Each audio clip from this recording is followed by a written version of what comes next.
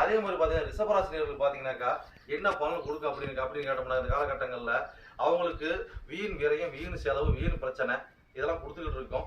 அதே மாதிரி பார்த்தீங்கன்னா திருமண தடை, வெறும் கல்யாணம் ஆனவங்களும் பார்த்தீங்கன்னா காலகட்டங்களில் ஆணாக இருக்கட்டும் பெண்ணாக இருக்கட்டும் கொஞ்சம் மிஸ் அண்டர்ஸ்டாண்டிங் இருப்பாங்க கேட்டாங்க, இருக்கக்கூடிய அமைப்புகள் இருக்கும். கூட்டு தொழில் பாதிப்புகள் இருக்கும். ஓகேங்களா?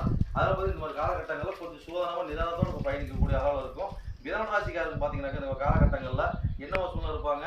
தன்னோட மூத்த சகோதரிகிட்ட பார்த்தீங்கன்னாக்கா ஒரு முரண்பாடுகள் இருக்கும், சின்ன சிக்கல் இருக்கும், கொஞ்சம் பிரச்சனைகள் இருக்கும். மறுபடியும் லாபங்கள் பெருசாக வராது.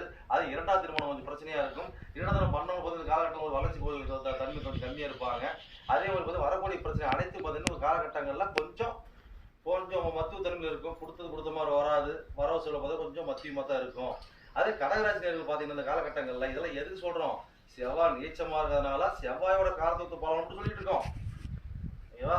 சரி, இப்போ செவ்வாய் பார்த்தீங்கன்னாக்கா கடகத்துக்கு பார்த்தீங்கன்னாக்கா இந்த மாதிரி காலகட்டங்களில் தொழில் கொஞ்சம்